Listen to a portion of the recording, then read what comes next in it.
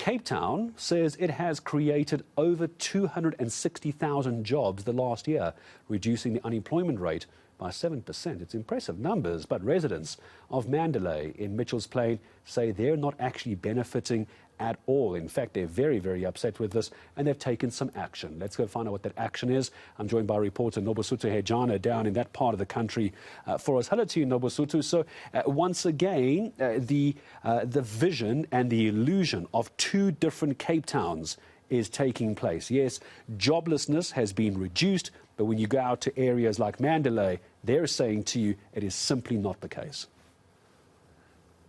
Certainly, Gareth. While City of Cape Town officials are boasting about the good work that they've done and being recognized by the national government on the stats, residents of Mandalay and Montclair are saying that this is not a reality. In fact, they are blaming the ward councillor in the area, accusing him of prioritizing other areas within his ward because that ward consists of Mandalay, Montclair, Lenteghier, as well as Mitchell's Plain. So they are accusing the ward councillor, saying that he sort of like prioritized areas like Mitchell's Plain as well as Lenteghier, and for the past 2 years in Mandalay and in Montclair, residents of those areas have been sidelined in community projects as well as even EPWP work. They're saying that people who work in their areas, who clean the streets, are often people from not that particular area, and some residents who have tried to apply for work in other areas, they've been told that they can't work. They've made one example of one lady who was working in Khayelitsha. She was told in that particular area that she shouldn't continue working there because there are unemployed people in Khayelitsha. So they were asking their ward councillor to address these issues. But we also spoke to their ward councillor who was saying that it's untrue that he's been neglecting those two communities. And in fact, he held a meeting 2 weeks ago, if I'm not mistaken, and those issues were ironed out.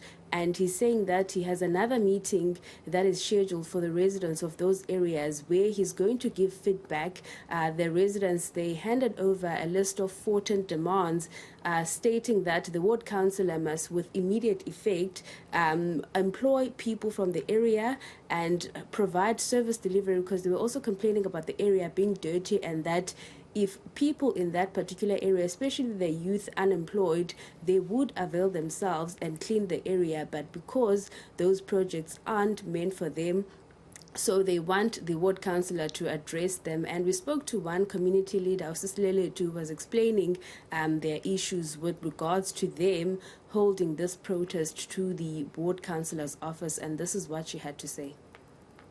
Okay, it's basically unemployment.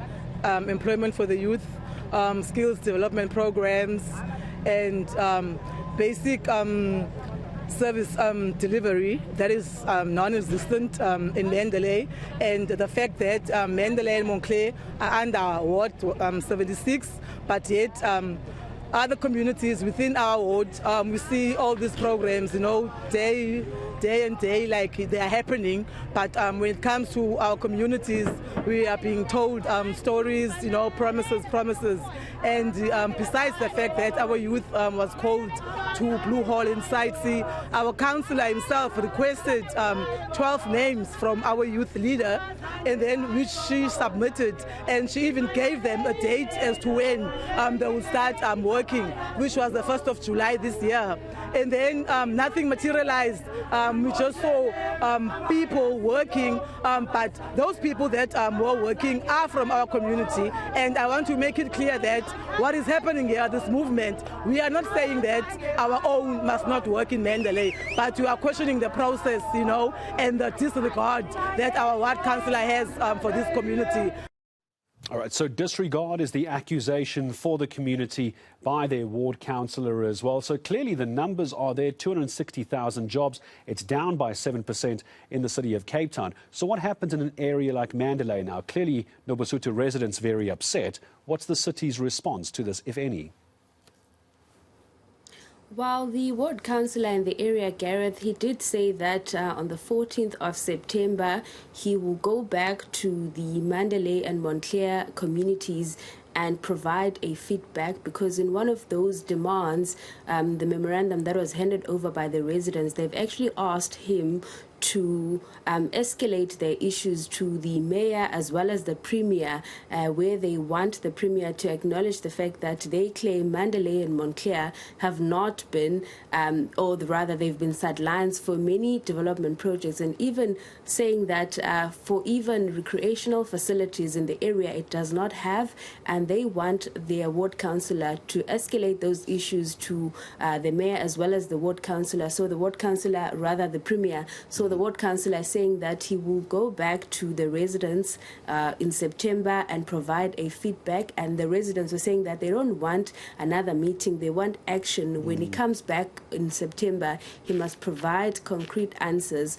So we will await for that and see whether those residents will be happy with those responses, because they did say that if they are not happy, they will then take their complaints or grievances to the head offices of Cape Town. That's where the mayor's office is, at the Civic Centre. We'll wait to see how this plays out. September is not very far away. It's the 22nd of August, so they're not giving much time for response, nor should they. They are entitled to those answers and those responses from the city of Cape Town. Nobesuthu, thank you very much, as always. Reporter Nobesuthu Hejana just getting down to the communities, understanding what their issues are, and we await a response from the city of Cape Town. Okay, when we